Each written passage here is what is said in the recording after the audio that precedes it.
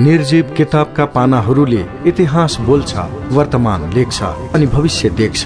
खोज्नेहरूले तिनै किताब भित्र आफूलाई भुल्छ, संसार डुल्छ अनि आकाश छुन्छ। ओहो, त्यसैले हामी भन्छौं किताब बोल्छ।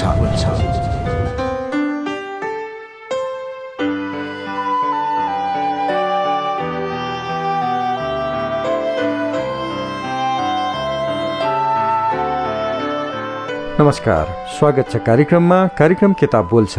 कार्यक्रम किताब बोल्छमा समाजले निकै रुचाएको, चर्चा परिचर्चा भइरहेको महत्त्वका विषय केन्द्रित पुस्तक वाचनकै माध्यमबाट तपाईलाई सुनाउने कार्यक्रम हो। कार्यक्रम किताब बोल्छ प्रत्येक साँझ 4:45 बजे प्रसारण हुन्छ र यसको पुनः प्रसारण बिहान 12:15 बजे तपाईँ सुन्न सक्नुहुन्छ। कार्यक्रम किताब बोल्छमा हामी वाचन गर्दैछौं सरदार पण्डित राममणि आचार्य दीक्षितको पुराना सम्झना।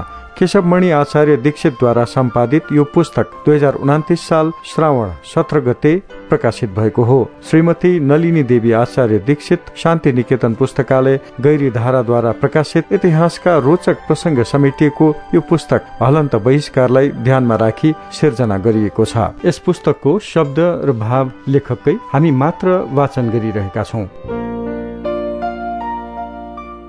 बिचरा पण्डितजी के भन्नुहुन्थ्यो, उहाँको पहुँच र सामर्थ्य के थियो र? मेरा कुरा सब हजुरले गरिदिनु, म केही जान्दिन भनेर सर्वात्मा मेरो उपर छोडी पनछनु भयो।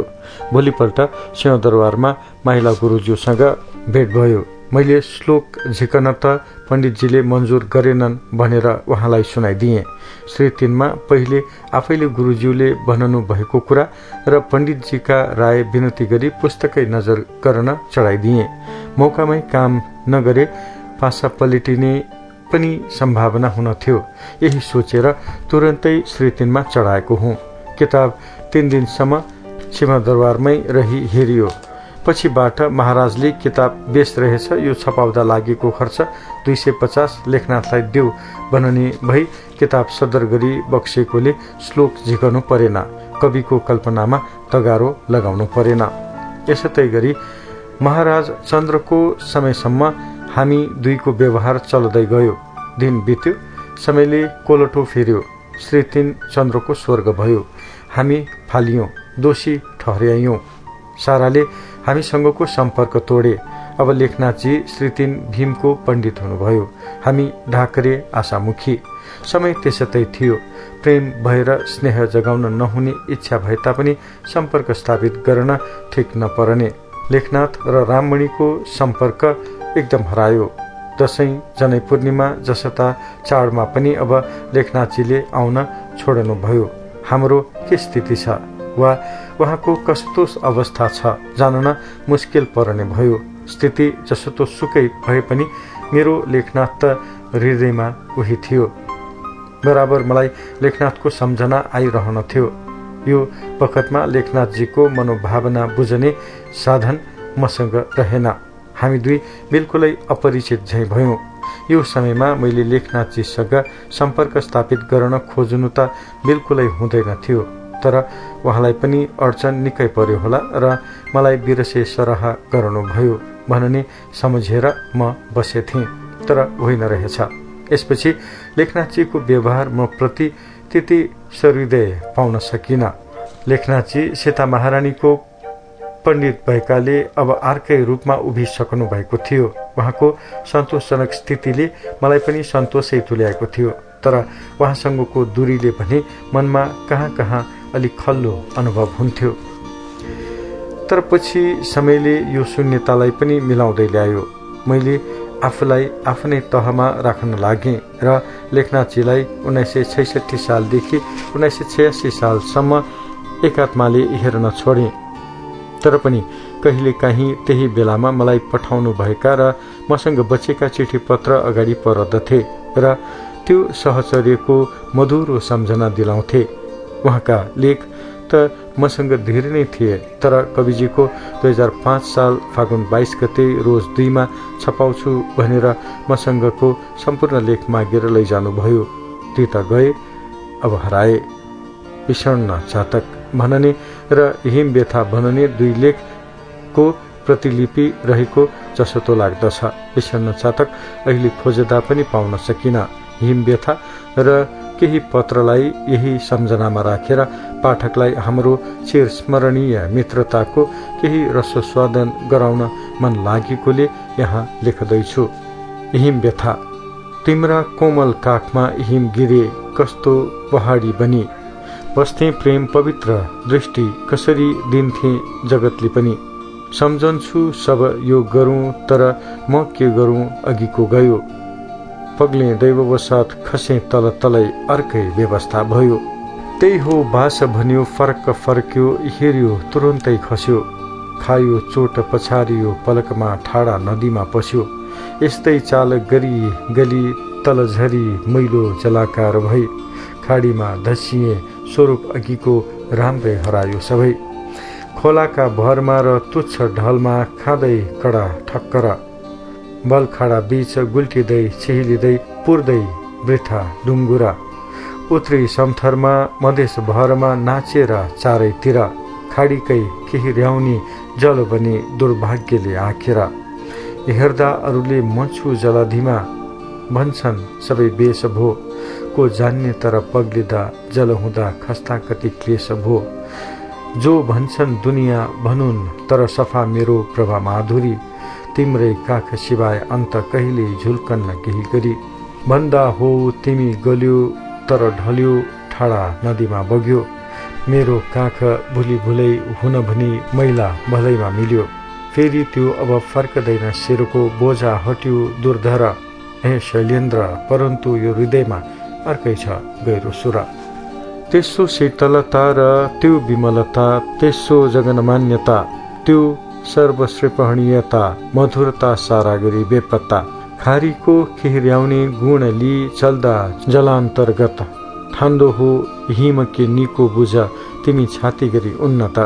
सानो एक कणा म यो अति ठुलो अवबोधिमा वास्तव, छु वा छैन भनौँ कसो म त भएँ जस्तै छ ढाँचा सब। हे शैलेन्द्र म तुच्छ बिन्दु अरूका लेखा नहुँ तापनि, छु तिम्रा मनमा अवश्य नभए हुन्थ्यो कहाँ शोधनी। मेरो उद्धव हेतु केवल तिमी, तिम्रो म साखै प्रिय, यही नैसर्गिक तारतम्यवशले बस्थे भई तन्मय। प्यारा पर्वत राजा आज विधिले पारिदियो भिन्नता, उस्तै छौ तिमी उच्च किन्तु म भए सानो हुँदा बेपत्ता। आत्मा नित्य छ नाम धाम महिमा सारा गए तापनि, बाटो लिकन सूर्यका किरणको मेघ स्वरूपी बनी। तिम्रै काख विषे खसिकन बसी पाए हवाको बल, जन्मुला अघिको समान भरिलो शोभाली उज्जवल। प्यारा पर्वत राज यो जलाधिमा सानो म चारैतिर, हल्लन्छु लहरी हजार नपरी हरदम दबाई सिरा। धेरै बोल्न छैन फुर्सद हरे आयो तरङ्ग व्यथा, आफै छौ तिमी नै विचार चतुरा यस्तै छ मेरो कथा। एक सानो तुच्छ हिमबिन्दु करिब करिब यसै गरेर लेखिएको थियो विषण्ण चातक। त्यो पनि अहिले लेख्न पाइन। श्री भीमको दरबारमा लेखनाथ दरबारका पण्डित भए तापनि बाबा सदाशिवले यो राममणिको प्रिय पात्र छ भन्नु भएकाले उहाँको भित्री स्थिति सन्तोषजनक थिएन। त्यसैले हेर्दामा अरूले म छु जलधिमा भन्छन् सब बेस भो, यो स्थिति भए तापनि मानसिक शान्ति भन्ने कुरा उहाँले यी लेखहरूमा व्यक्त गरिरहनु भएकै छ। लेखनाथलाई मेरा सात्विक प्रेमको पासोले उम्कन दिएन, उहाँको हृदयले स्वीकार गर्नै पर्यो। मेरो उद्धव हेतु केवल तिमी, तिम्रो म साखै प्रिय भनेर। उहाँलाई पनि त्यो बेला मेरो चिठी पत्र या खबर गएन भने शान्ति त हुँदैन थियो भन्ने कुरा उहाँकै यी दुई पत्रले व्यक्त गर्दछन्। मलाई पत्र लेख्दा धेरै जसो लेखनाथजी मिति लेख्नु हुँदैन थियो। श्री चिफ भीमको डरले त नाम पनि घुमाइ फिराइ नै रहन्थ्यो। उहाँको चिठी यिनै हुन्। खामको लेखाइ श्री सुरा आदि। ओहो शीतको लोकको तापहारी, नयाँ मेघ खासा उही ब्योमचारी। सधैँ सम्झदो छु परियो थलामा, पर्यो तैपनि वाचनालाई धामा। असिना पसिना जो जो दिन्छौ देउ पयो धरा, तर वज्र नपारे है यो छ बिन्ती जनै भर। चिठी श्रीमान मान्यवर, ओत्रो बिन्ती पत्रको प्रत्युत्तरमा आफ्ना लेख फिर्ता माग्ने यो खेस्रो पाएँ। अरू कुरा कहानी कविताको मंजुरी नामंजुरी बिल्कुल केही पाइन। मन आत्तियो, अभागीको माया अवश्य मरेछ, भेट मागेको किन हो? यो कुराको जवाब पनि पाइन। धन्य रे मेरो भाग्य। युरोप यात्रा पनि चाहिन्छ भने पठाउँछु, बिदा बक्सिए घर पनि जान्छ। यो लेख फिर्ता मागेको कारण केही बुझिन, यसैले व्यामोहमा छु। जवाब दिनु नदिनु हजुरको निगाह। मित्रम स्वच्छतया नहि वृत्य स्वच्छतया। किन गर्ने त्यत्रो अपराध मबाट के भयो जसमा आश्वासन पनि दुर्लभ भयो? आँसुका धाराले भिजेको विपन्न चातक। कार्यक्रम किताब बोल्छ तपाईँ सुन्दै हुनुहुन्छ। कार्यक्रममा हामी सरदार पण्डित राममणि आचार्य दीक्षितको पुराना सम्झना सुनाउँदैछौँ। केशवमणि आचार्य दीक्षितद्वारा सम्पादित यो पुस्तक श्रीमती नलिनी देवी आचार्य दीक्षित शान्ति निकेतन पुस्तकालय गैरीधाराद्वारा प्रकाशित पुस्तक हो। 2029 साल श्रावण 17 गते प्रकाशित यस पुस्तकमा इतिहासका रोचक प्रसंग समेटिएको छ। यस पुस्तकको अर्को अंश सुनाउन भोलि यसै समय उपस्थित हुनेछु। आजको लागि भने कार्यक्रमबाट प्राविधिक सहकर्मी रेहान महर्जनलाई धन्यवाद दिँदै म सुरजवीर वज्राचार्य छुट्टिन्छु। नमस्कार।